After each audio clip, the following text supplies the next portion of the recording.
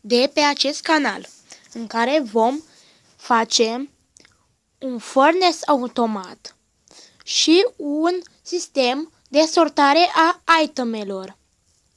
Pentru acestea, în primul rând, aveți nevoie de 0.14.0 și pentru mai multe cum să le spun, tutoriale, apăsați butonul de like.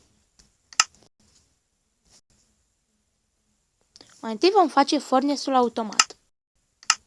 Aveți nevoie de un furnace, chest, să mă gândesc, hopper și un semn și niște blocuri.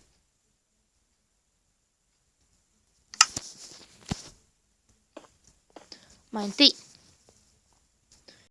punem un chest, după aceea cu shift-ul punem așa, să fie în chest. Așa, cu shift-ul sărim și punem furnace-ul. Numai și numai așa, aici. Vă urcați deasupra. Numai și numai, hop, să vă arăt. Ca să fac o demonstrație o să luăm așa și așa. Nu. O să luăm ce să luăm? Coal și carne neprăjită de pui.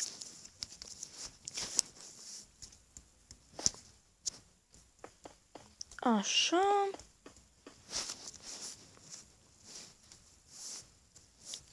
Să priviți atent. Dacă punem aici un pui și aici punem un coal, furnace-ul funcționează. Dacă punem aici un coal, nu intră și rămâne blocat pe hopper. Vedeți? Nu rămâne blocat pe hopper, dar se pune în locul nepotrivit. Așa că aici trebuie neapărat să scriem de prăjit. Next. Op. Așa. 1, 2, 3, 4, 5, 6, 7, 8. Next. Combustibil.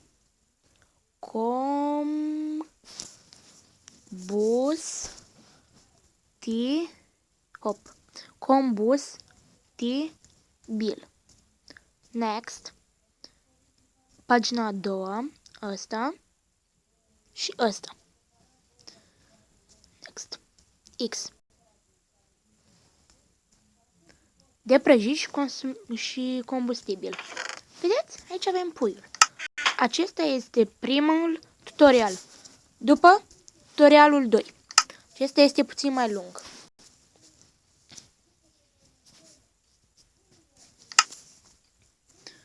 Pentru acesta aveți nevoie de trap chest și chest. Aveți nevoie de hoppere. Aveți nevoie de redstone. Aveți nevoie de redstone torch. Aveți nevoie de comparator. Aveți nevoie de repeater. Aveți nevoie de opțional item frame și să zicem coal. Nu, mai întâi blocuri. De asta. Fiindcă alte idei n-am. Așa. Mai întâi. O pun bine? Da, o pun bine. Vin 3 repeatere, așa. După aceea 3 blocuri așa. 1, 2, 3. Acum vine redstone, așa. Apoi vine iarăși blocuri aici. Aici vin niște comparatoare. Și după aceea vine 3 de astea aici. Așa. Nu, să nu luați în considerare acesta, fiindcă e pus greșit. Așa. Trebuie chestul te obții în mijloc sau pe margine, ca să nu se lipească. Acum hopurile trebuie să fie lipite exact așa, de fiecare chest. Zbor! Apoi, foarte important, vă arăt după ce le pun. Fiecare hopper trebuie să fie lipit de aceste comparatoare. Acum, vine o parte puțin mai enervantă, care o urăsc întotdeauna. Vin așa blocuri. Așa. Hopper. Fiecare hopper se intre în alt hopper. Așa.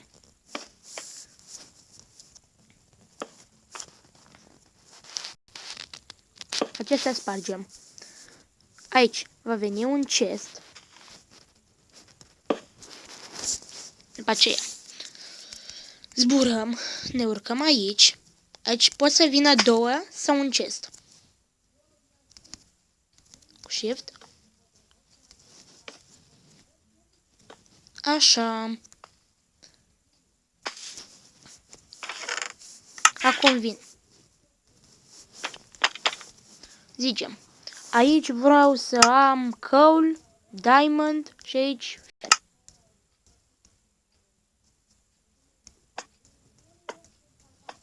Acum, avem nevoie de orice item pe care nu o să băgăm niciodată în acest circuit. Niciodată să nu băgați itemele care le puneți aici. Deci, aici avem coal. Aici punem un coal. Nu. Mai întâi punem oricât coal. Vă uitați la mine și nu faceți nimic. Puneți semințele așa. Puneți, nu o să rămână o singură bucată de coal. Vedeți, începe să scadă. 1, 2. Așa. Aici sunt diamonduri. Hop, hop, m-a lăguit puțin acolo, dar nu-i nicio problemă. Zbori. Filmez? Filmez. Nu. Deci, aveți grijă să fie în acestea. Punem un diamond. 1, 2, 3, 4, 5, 6, 7, 8, 9, 10, 11, 12, 13, 14. Puteți să umpleți, nu e nicio problemă. Hai să umplem. Nu, vezi că e o problemă. E o mare problemă. Lăsați atât. Aici este fier. Pune 1, 2, 3, 4, 1, 2, 3, 4, 1, 2, 3, 4. Lăsați până la 4, nu depășiți 4. Aici am făcut eu o mică greșeală și am depășit de 4. Și nu doriți să vă se întâmple așa ceva. Aici. Am greșit eu. Luați un alt item frame, o găleată goală și o să însemne gunoiul. Deci orice nu se încadrează aici, în afară semințele alea, o să vină acolo. Să începem. Ne luăm, de exemplu, niște bărci, un ceas, un minecart și niște redstone. Și punem. Punem așa la troleară.